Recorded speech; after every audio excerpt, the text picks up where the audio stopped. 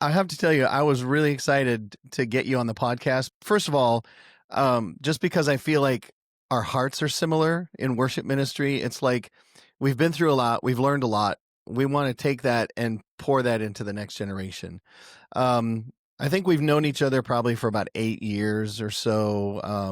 Met at a worship leader network back in the Hampton Roads area Yep. when you were there for a little while. Yeah. Still here. And yeah, well, yeah, you're still there. I'm not there anymore, but you are. One of us left out. But as we talk, I know there's a lot of things that the Lord has taught you along the way.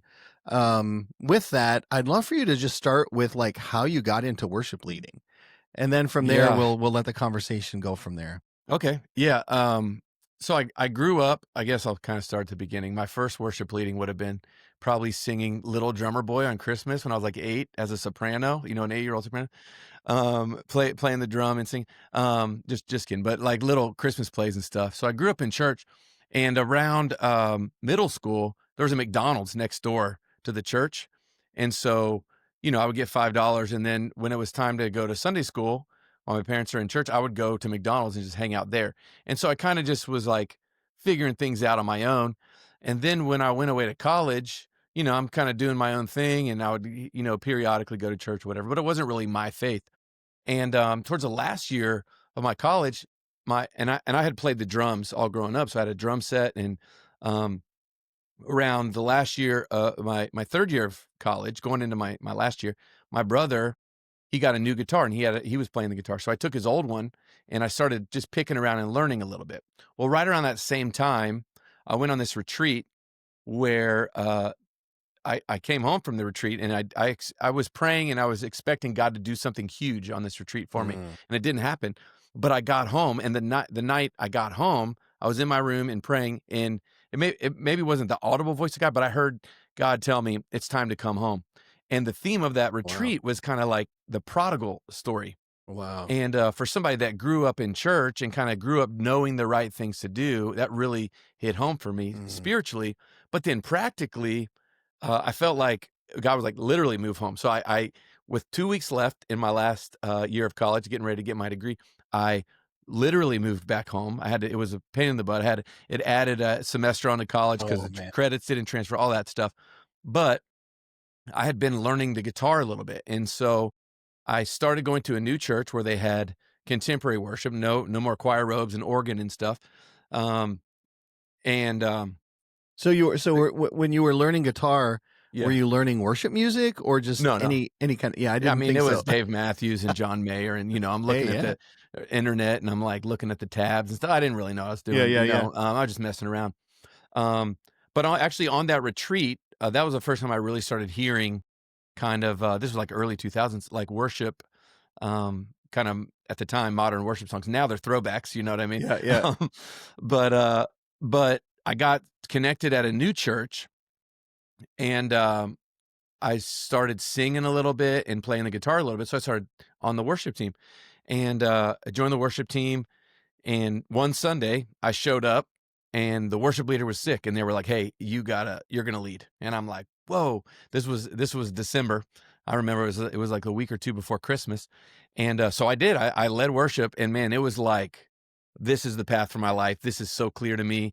Other people, this is the path for you. You got to go down this path. And at the time, I wanted to be an English teacher, mainly because I wanted to have summers off and Yeah, yeah. to coach sports. Um, and so I shifted, and I remember going to the first day of grad school to get my teaching degree. And I mean, I could put myself right back in the classroom right now. I'm looking around, and I'm like, this is not for me. Yeah, And right. so I never went back. That was my last day. I quit after that. Started pursuing ministry, and then they challenged me to write songs, and for the church. And so I started doing that, and then I started leading those songs. And then somebody in the church was like, "Man, I want to get you to go in the studio and record these songs. These are incredible." And now I look back on them, I'm like, man, I wish, I want to go back and fix some of them Yeah, now that right, I've right. learned a lot more. I guess art is never done, but um, Mm, mm. so then they invited me to go on this trip with them, with their family, and where I met somebody where Chris Tomlin was going to be there. So they asked me to open for him, and then got invited to this festival and then youth retreats. And so really the first, and the reason I'm sharing all this is because it really has a lot of this shaped who I am now and how I lead now. Because that first, really, I mean, less than 2 years, 18 months to 2 years, it was like a whirlwind. I really trusted God with my life for the first time. I learned how to play the guitar. I learned how to sing. I started writing songs, recording songs. I'm traveling. People are now paying me to come and lead worship with a band, and it's just like, crazy. I had Yeah. CDs. If anybody, Right, right, some if you people still remember have what them. a CD is. Yeah, they have them in their minivans, stuck in the thing. That's about Stuck. it. Um, That's so true. but, so that's really how it started for me. But that, like I said, it happened really fast, and I think in a lot of ways, the, the spiritual foundation for what I think I wish I would have known about being a worship pastor, worship Mm, leader, never really developed because it was and I'm not look back at that and have any regrets or think I missed anything or anybody did anything wrong. It was just, man, go, go, go. And so, I've retroactively learned some of that, and, so that's kinda how so I got started. so that kinda that initial whirlwind of getting thrown into Yeah. all of this, um, what would you say about, like, your motives in all of it? Like, was it pure? Was there some selfish motivation going on?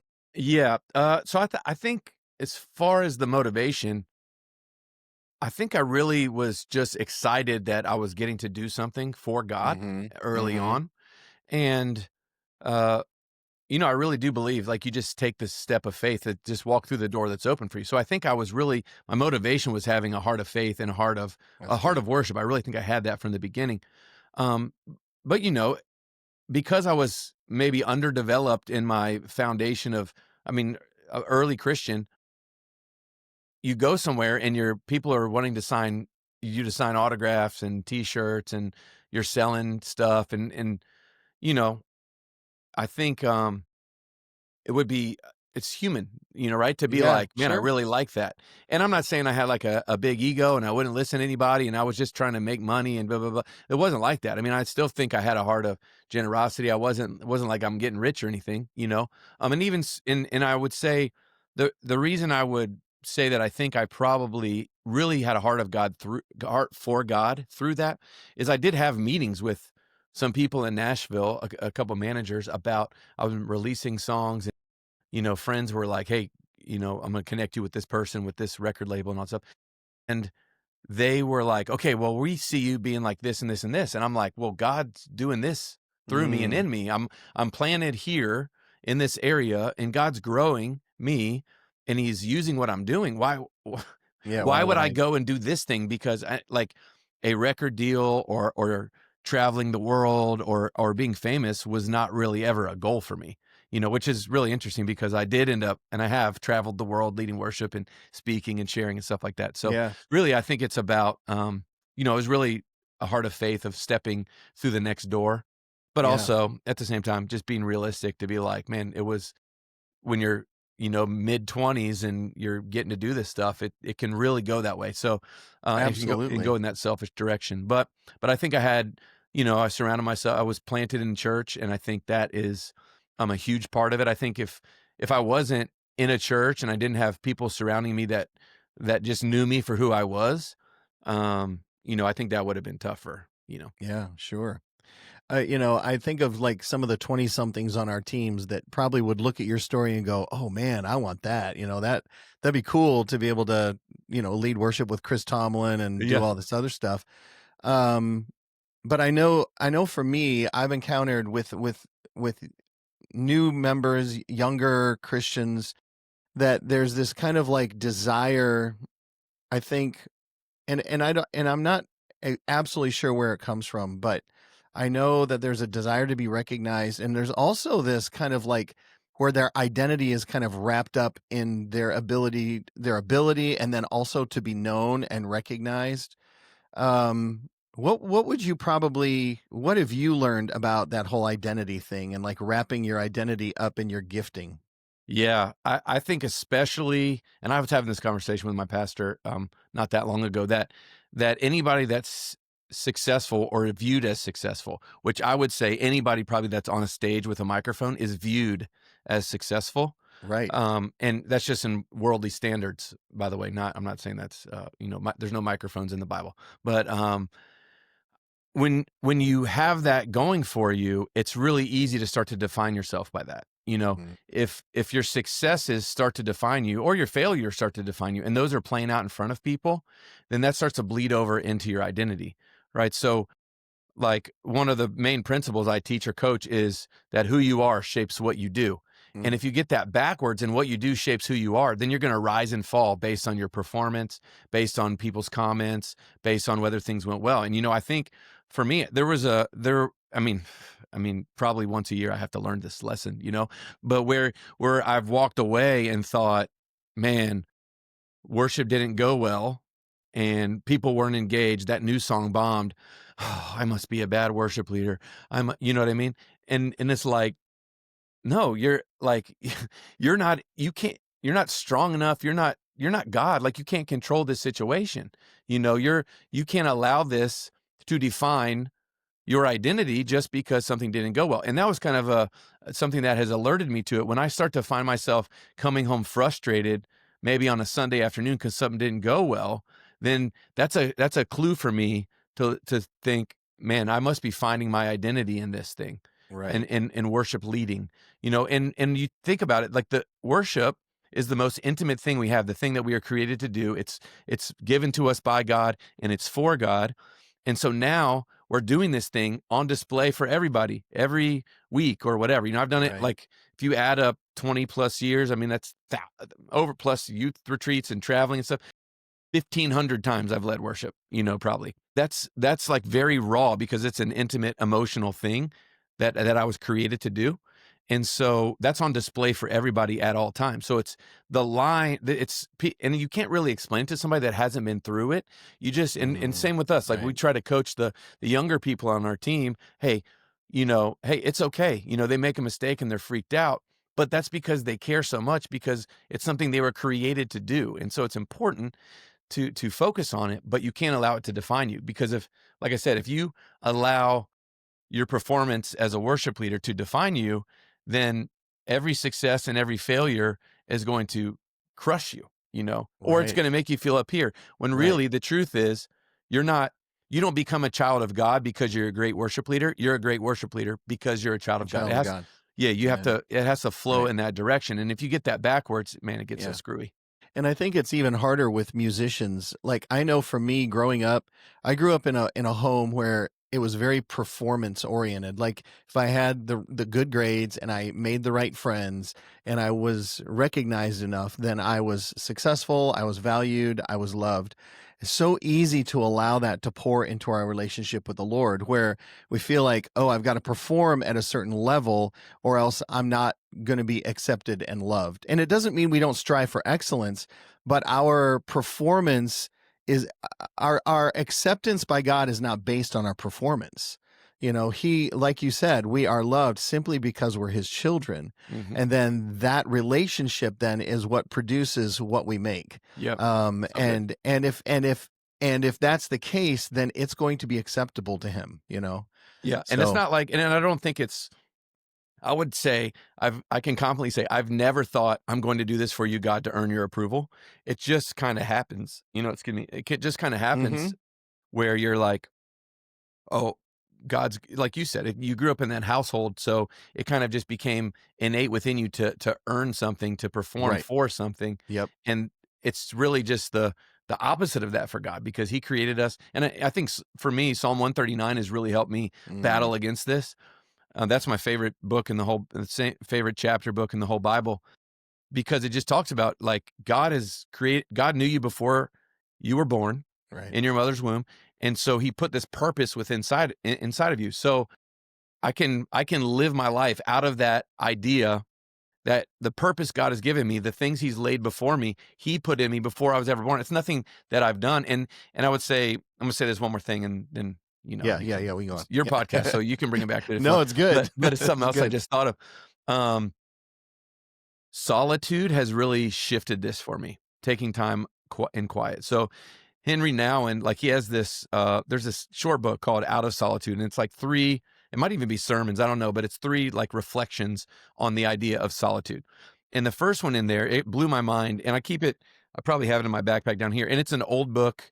Um, I don't know where the collection came from, but in there he talks about how solitude and being still before God is the only antidote for exactly what we're talking about. Self-esteem, finding your value in what you do. Because when you get alone with God in quiet and you're just listening, there's literally nothing of value that we can bring. I mean, what are you going to bring Right. when you're alone with God and you're like, God, speak to me, and you're like, yeah, but like, I mean, Right. come on, Right. you're alone with God. So to do that for me, like last year, I went on this solitude retreat for a few days by myself, no computer, no phone. I just brought a Bible and whatever, guitar, and just sat and listened. And I just decided on the way there, I'm now a journaler. Like, I had notes on my phone, but I Sure. bought a journal and I was like, now I'm a journaler. So Yeah. I was listening and just writing, listening and writing. Psalm 139. I was like, oh, that reliance on that really came out of that solitude retreat. Um, I think the solitude, listening to God's voice, tell us who we are and remind us that, like, in this moment, there's nothing you can bring of value to me. And God is like speaking, you are my child. I'm spending time with you. I love you. You're good because you're my child. You're not good because you do anything. You're not my child because you do good. You are good because you're my child. Mm-hmm. So that's Amen. an antidote for that. Yeah, that's really good. Wow. Man, so many people on our team struggle with this, and I know I've had them on my team, and that realization of that we bring nothing to the relationship. Anything is it's all him. It's all Yeah. through him, by him, for Yeah. him, and we just have to surrender to it, you know? It's just hard to do that sometimes. So hard. Um Every day. every day. It's Dying an to everyday ourselves. thing. That's Yep. right.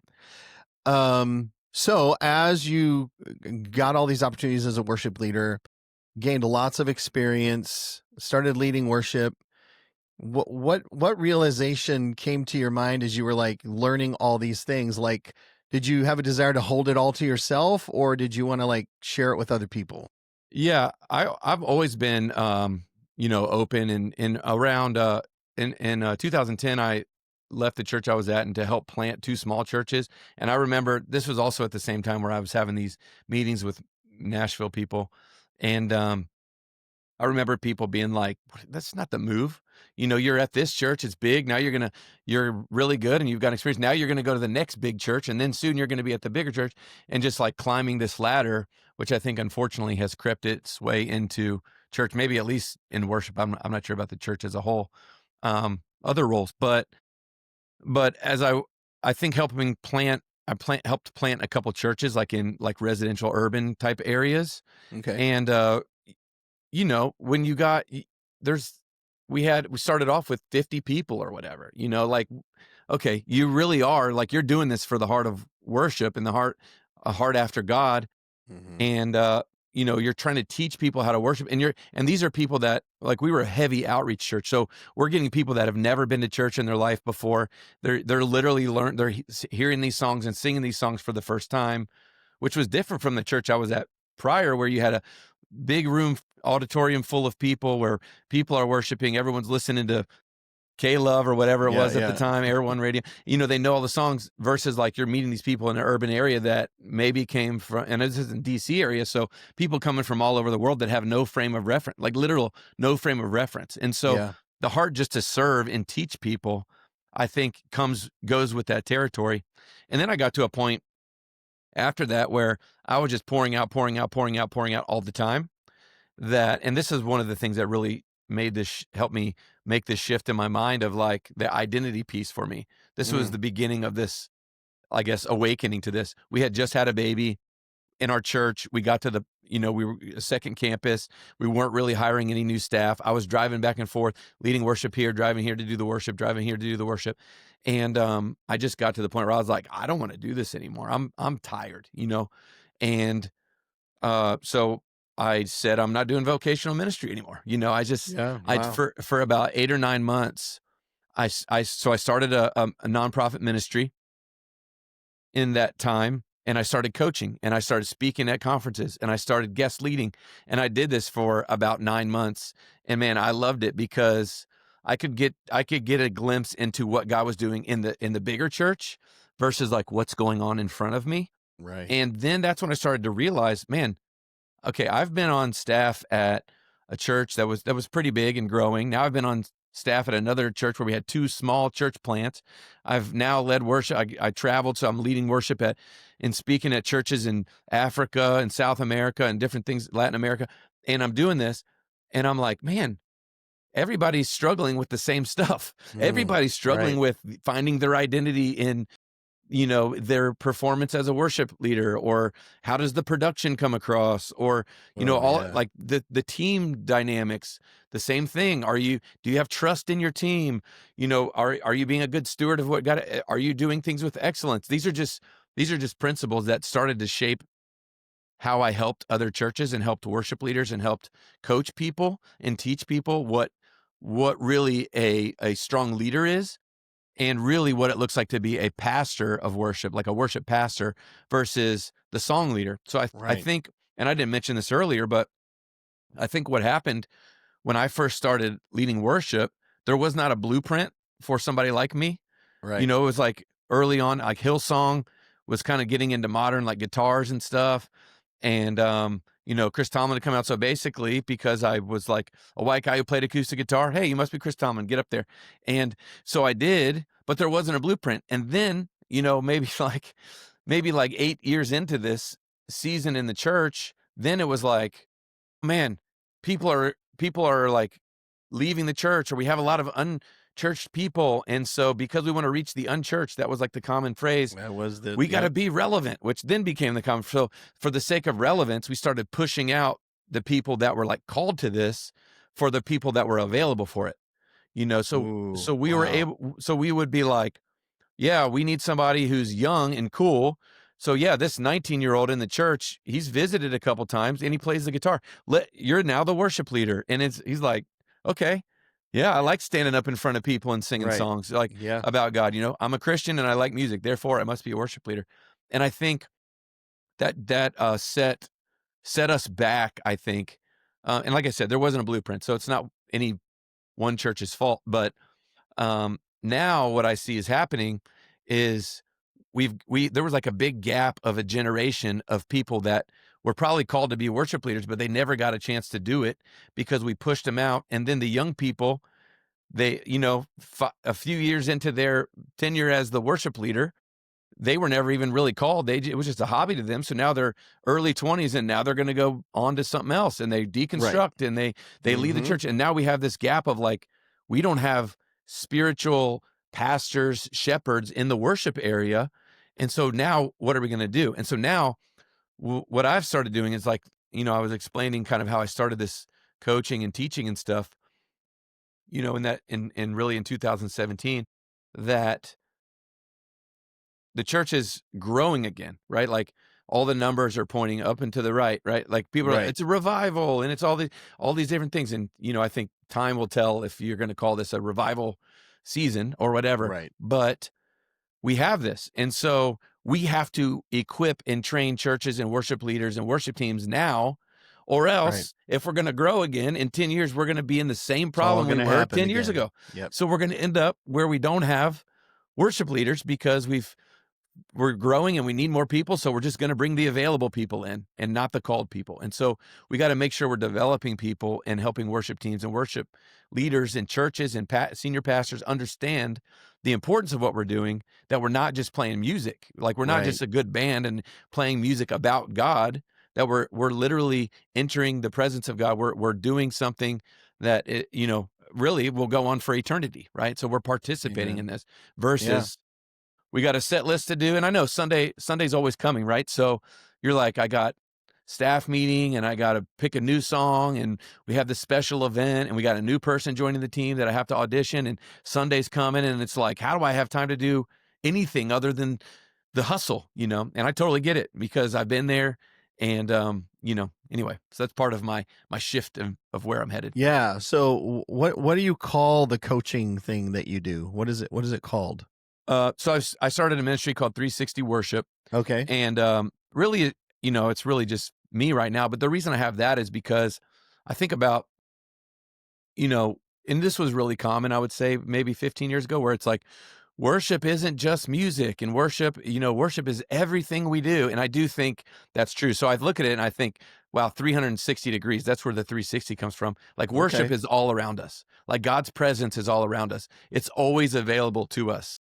But I think when it comes to um corporate worship and corporate gatherings and stuff like that, I think we've missed some certain things. And so Mm. I think with 360 worship, that will allow me to, um, and I don't know fully what the future holds. So right now, most of it's just housed under my name. But the reason I'm starting it that way is because I really think that I have some great solutions to help churches with Mhm. principles and a Mhm. framework to help build teams and build healthy ministries and build a worship culture that aligns with the vision of the church versus and I think this is common with creatives and in worship ministries and churches where there's a lot of infighting and division, and a Sure. lot of that comes between senior pastor and worship pastor, worship leader, or the worship leader and the drummer, or like it just happens. And Yeah. Yeah. like the enemy wants to get in there and sow that division. And so I think what I'm passionate about is looking at the principles, the framework that I think works in all the different churches, all the different avenues, all the different ministries that I've been a part of and seen. I think for me, it's unique that I didn't just climb this ladder where I started as a church plant and then I left to go to a bigger church and then I left to go to a bigger church and then I was at a mega church. It was like, I just took, like I said, took the what's available in front of me. And so, yeah, Yeah. Right. central, most recently, the central pastor worship, I was over worship and production and sometimes creative. And I've been a campus pastor and I've done all these different things. And so I think I can put all these pieces together into this coaching and training to really help churches. And so I think it could go beyond me, that I think these principles are not, I don't feel like these are my principles. I feel like they are principles that work all around us. Oh, So, yeah. Universal principles. yeah. So with this idea of excuse me, more of a pastoral leadership, or Yeah. I would kind of consider it more of a relational leadership that you Mhm. have with your team. You talk about principles. What are some of the principles that you provide in your coaching that help leaders become more than just a song leader? They Mhm. become a worship pastor. Yeah. So I think first one, I think I mentioned before, that who you are shapes what you do. That's the baseline principle. Because I think if we get that wrong, the identity piece, now we're leading out of this striving to earn, sometimes from God, yes, but also from other people on the team. Yeah. We can become a people pleaser. And Or so leadership. Yeah. or leadership, yeah. Yeah. And then out of that flows more relational things, like people matter more than production. And not that production doesn't matter. I Hmm. think so. I have like a three-part framework. Yeah. Go for it. There's the spiritual, the relational, and the practical. And I think everything we do in worship ministry fits in that. So if you get them out of order, like spiritual has to come first. You have to have the foundation, right? You have to understand your identity. You have to know what worship pastors, worship leaders are called to do. And then comes the relational side of things. You have to be a shepherd and a leader for your team. And, this isn't even taking into account your family. This is just literally your team. Mm. And then the practical things come. And all of those things are equally important. It's just that the spiritual side has to be the foundation, because if you start to lead with the relational side first, if that's where you go first, then you start to become a people pleaser. You want people to like you, and then you sprinkle in some spiritual and some practical. And your team might like being together, but they might, suck. You're right. Like it might, Right. like the songs might sound bad and there's no spiritual depth, right? Right. Right. And if you Right. focus on the practical, you might be a solid, like excellent band, but you might not have like camaraderie in the team. The unity is missing, and maybe the spiritual side is there, but if you Shallow. Yeah. it's shallow, right? But if you start with the spiritual, and then you focus on the relational, and then you focus on the practical, and you get those things in the right order, that's when worship teams and worship ministries really hit the mark. And so I think that framework is something that I've been using for a long time. and within that, I like I said, there's principles about excellence and being a good steward of what God has and building a Hmm. team culture, like clarity, building trust, I think is a huge one. Clarity builds trust is one of the principles. And that falls, I mean, clarity is not just like I'm going to make sure I tell my team what to do. It's making sure that your team is clear on the expectations, right? So this, I mean, this is like this will help anybody's life. It doesn't even matter if you're a worship leader listening to this. Although if you're listening this far into it, you probably are, but it's fine.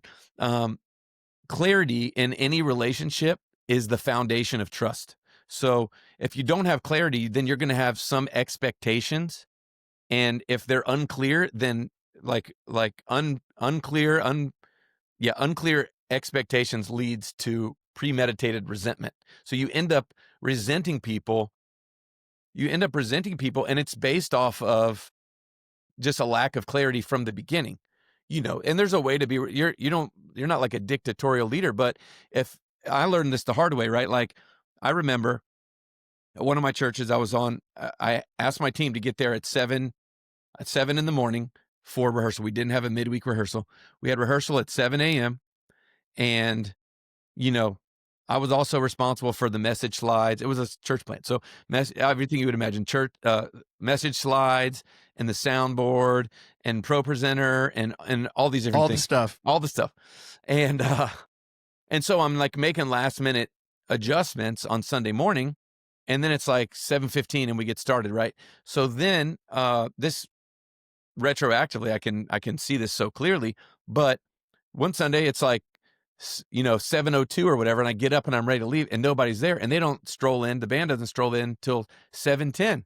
And I'm like, okay, this is just whatever. I'm a little frustrated and say anything. The next week I'm ready at 7 and it's like 7:10 and they roll in again, and I'm like, guys, we got to get here. We start at 7. And they were like, we were here at 7 every single week, but you were never ready before 7:15.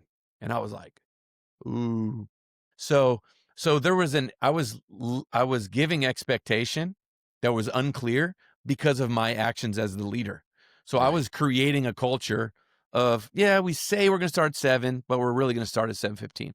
And so Right. now they had a lack of trust in me as the leader. And Hmm. so it was very, very confusing. So if you can lay out clear expectations and lead the way in meeting those expectations, lead the way for the team, that will build trust within the team, and people want to know what to expect. They want to feel safe. Again, like I was saying earlier, worship is like the most intimate thing we were made to do. And so this is Right. important to people. They're giving, like, people are voluntarily waking up at 5 a.m. on Sunday to start getting ready for the weekend, for the services, and they're getting there. Like, honor them with being Yes. clear on your expectations, and then that will really help your leadership and help your team's trust, and then that will overflow into the unity on the team, which will then overflow into the practical side, which is the actual execution. And then I think that's what really creates a streamlined excellence and unity within a worship team. Yeah. So, anything else besides clarity? What else? Anything else? Man, I think excellence. So I said earlier, people over production, people, Yes. and that's true. Uh, but also we do. There's another one that I have that's excellence honors the mission. So the mission is not excellence. Excellence honors the mission. A lot of times we end up with so many toys, right? Like we have it at our church, and it's great. We have a bunch of lights, and there's an LED wall, and we have haze at certain times, and we have drums, and we have a Nord, and we have electric guitar. Well, all these different things, right? So there's all Right. these different pieces working together, and you're like, okay, we got to make sure that this is tight and make sure the lights look good at this point and make sure that everybody's walking on the stage at the right time and making sure the blah, blah, blah, blah, like all that Hmm. kind of stuff. And those things are important to honor God with excellence, but the people side, you can't forsake the people side in order to achieve some excellence in production. So they have to Right. work hand in hand. So Correct. again, excellent. The mission is glorifying God. So excellence needs to honor that. Excellence needs to honor God. It doesn't make us look good, if that makes sense. No, So totally makes sense. so Yeah. within that, you got to be kind to people. You got to, one of the things I think within leading a team when it comes to honoring the people over production. If the only time anybody ever hears from you as a worship leader is when they get the planning center request, then you're probably Mm, valuing the production side of things over the people. You're right. and I'm guilty of this, and I know I'm Or guilty of this. even the role that they fulfill. That's what I was gonna say is, like, Yeah. the thing you're getting from them, the thing you need from them, Right. you're putting that up here, and you're like, "Yeah, cool," and when this is working really well together, this is where a team comes in. Like, if you're the leader and you're leading by example and people trust you as the leader and they know you care about them, they might go above and beyond, but also when they need something, they will come to you. "Hey, last time I jumped in the last 2 weeks at the last minute because so and so was sick. I would really like to go to church with my family this week. Can we do that? I know I'm scheduled. Sorry about that," or whatever it is. Then you're like, Mhm. "Yeah, totally. Let's figure this out. I'll do Sure. my best." And then, also it can play itself out where you're like, you do your best to figure it out, and then you go back to them, and you're like, "Hey, I tried my best to figure it out. We asked 4 other people, we asked a friend, we asked this guy from this church or whatever to come help us out. Nobody can do it. Is there any way you can work it out?" And then it's a dialogue. It's not a like, I'm a dictator leader. Right. Here's your planning sim request. Show up, learn the songs, go home, see you next week. It's not that. It's like, is it somebody's birthday? Sing happy birthday together as a team. Right. Do you know their Yeah. wife's name? Do you know, like, there's a lot of things that go into that. I think honoring Yeah. people. Absolutely. I have a keyboard player that during the whole month of October, her son is on a T-ball team, and they have games every time we rehearse. And she wants to go to her kid's game, and I'm like, "Yeah, go to Yeah. your son's Yeah. T-ball game. Yeah. We'll figure it out. You join us Yep. Sunday morning, we'll figure it out." But Yep. I mean, that just shows that you value the person for who they are more than just the role that they can fulfill. Yeah. Totally. And I think Yeah. probably she's more likely to be like, okay, I want to honor my leader. I want to honor my team. And I'm going to come as more prepared than anybody else, even the people that were at rehearsal, because I feel valued, I feel cared for, and I That's right. care about this thing. And so I'm going to, because it could have been, you could have been like, no, that won't work. And she could have been like, okay, fine. I'm taking the whole month off because I'm going R to T-ball, right, right, exactly, right, yeah. but you didn't. Uh, well, so anything else you got for us, Keith? Anything else? Man, I would love to meet worship leaders and travel a little bit and again, like kind of understand what's going on in the church as a whole. Like I said, I'm coaching and teaching. I come and guest lead worship for an event or retreat or a weekend. My schedule at church, which is a whole other story, which is a great story of just working together with my pastor to figure out a role on the team that works for me to do to still be a part of the team on our staff and still be a pastor on the staff, but also, try to get out and help the church, the Big C church, learn this worship Mm, stuff. And so, right. which a little bit about that story, but um, I think being able to go out and guest lead and be a part of what churches are doing. I can come speak at a team night or share, like I said, at a retreat or whatever, and definitely ongoing coaching. I'm developing programs with group coaching and resources and ongoing stuff. Because like I said earlier, Sunday's always coming. You're going to have a rehearsal. You're going to have a new song. You're going to have this meeting and that meeting, and Christmas is coming, and you need to plan for 2026, and it's going to sneak up. Like there's a lot of things Don't going on. remind me. Oh my, but it's hard. Yeah. It's hard, right? It's hard to also think, okay, I got to prioritize people, and I got to make sure I'm not earning my way to, God's approval or my pastor's approval. I got to make sure that I'm doing this in a healthy way, in a healthy rhythm, so that, like I've had in the past, like just pushing so hard that I'm just like, man, I don't even know if I love God anymore. I'm so tired, Right. like these are like real things. And so I want to come alongside worship leaders and senior pastors and teams and help figure out how to make Sundays help to make Sundays more consistent, more excellence, and lessen the overwhelm, strengthen the clarity, strengthen the joy. So that's really what I'm about. That's awesome. Yeah. Keith, man, that's so great. I think there's so many teams out there that can benefit from what you're teaching. And I hope teams will reach out to you and Thank you. allow you to share with them, because as we build a foundation that's based on the spiritual aspect first, that's reproducible. Yeah, You know, and for sure. as we build it with that as the foundation, we're building into future leaders who are going to take that to their teams as well. Yep, And so we're building more than just a team of musicians. We're building worship leaders. We're 100%. building people who can lead our congregations, not just musically, but spiritually. And so, man, thank you so much for what you're doing. Yeah, definitely, and glad to do it, and if you go to my website, Yeah. keithelgin.com/pod, Yeah, I'll there's put it in the gonna notes too. okay, great. I'll put a resource on there specifically for people that are listening to this podcast about how to kinda assess your team and look at the framework and, help figure out, which of the areas you need to work on, so, That's great. yep. Perfect. All right. Thank you, Keith, man. Thank you. Appreciate you Yep, and appreciate this discussion. for So sure. Thank you. awesome. Talk to you soon. All right. Talk to you later. Later, bye.